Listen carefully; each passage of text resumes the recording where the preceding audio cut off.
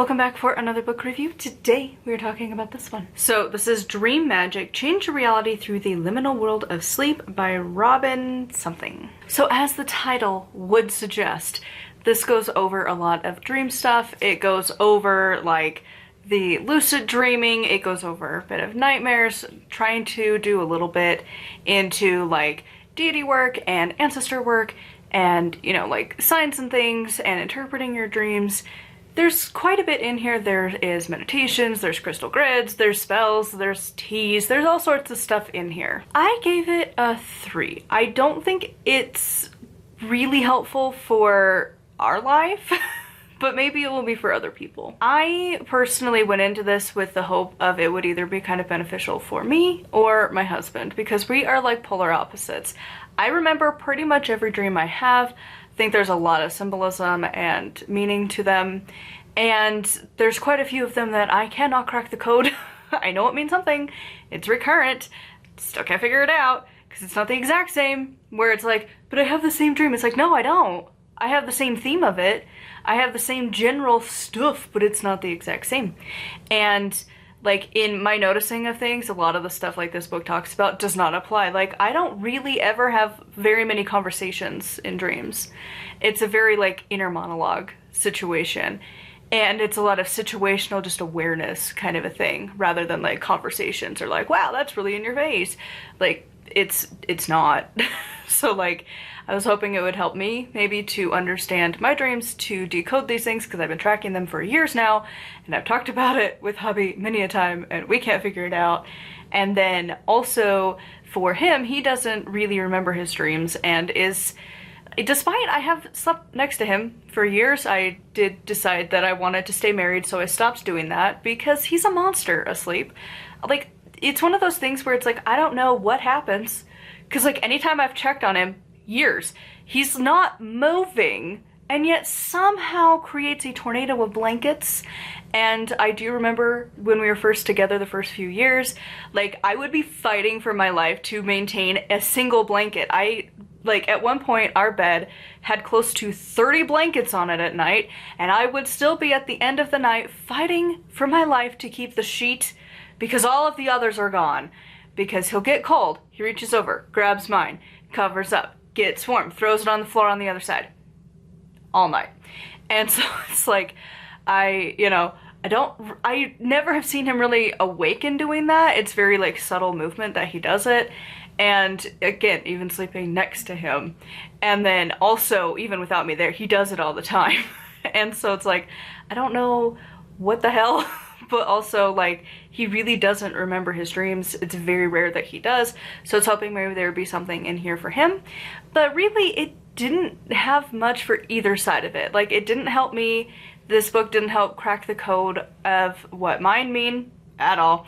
And it also didn't help him to really do a lot.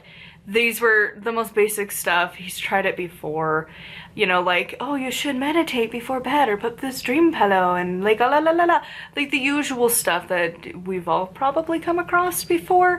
So I just didn't really find it that helpful for either of us. So that was kind of a bummer. I was really hoping to get something from it, and it's like, well, damn. Like I didn't. And the only thing was that I could like relate to the author with like when people die, sometimes I will also have dreams of the dead people, but that's not very frequent. Like, I mean, granted, hopefully you don't have a lot of people dying around you, but like I've had it a couple times, but not a lot. And like, I don't know that my nightmares have as much weight to them as my other dreams do. And like, I've never been able to lucid dream, and I don't really know that these techniques would really do much. So I just was kind of left like, okay, I guess. So it didn't really offer me a whole lot to do. And then also I did notice that like, this is very much for like specific kinds of like practitioners. And I guess that kind of leads into the who do I recommend this to? Because I don't think you should start this as like a beginner. Like, I think you need to have a decent chunk of background knowledge on the craft before you start. You need to know the basics of crystal grids. You need to know your basics of herbs. You need to know your basics of circle casting and creating sacred space and wards and all of the things. You need to have that basic premise first. Also, this is heavily geared towards adults, and like, that was one of the things that I noticed is like, I noticed that it's like, you know, a lot of this, you know, as like kids, this would not be an appropriate book. Yet for like, there's gonna be a lot of witchy parents out there too. Like, of course, it's not as common. I think it's getting more common as witchcraft has matured, and like modern witchcraft and paganism and Wicca has matured. Now, the people who started when they were teenagers are now having kids, and so like you might raise your kids with that, and inevitably nightmares and stuff come up. But this book has like nothing for kids. It's very adult-centered. And so that was kind of a bummer. I feel like when you're talking about like nightmares and dreams, like maybe a little bit for like the younger generation might have been good. I don't know. I was trying to find anything that was like relevant, and I just wasn't really finding it. Like, and it's weird. Like, again, like, I don't know. I guess because I am a dedicant to the Morrigan, it always hits a little weird where it's like, she's just this, and you're like, but like, no. I think all the deities kind of get sucked into like stereotypical roles, and then like sometimes as you do more work with them you realize they're actually much more vast. But yeah, the Morrigan parts was like, you could have gone a lot of ways with this, but that's okay.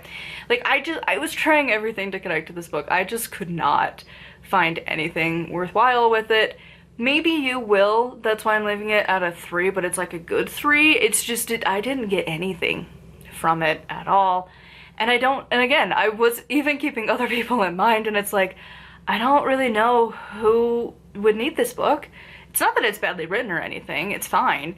It's just the information was just like, I don't know how helpful it's really going to be. I did appreciate that the author did include like, hey, if you're pregnant, definitely absolutely do not do this drink because that's really, really bad.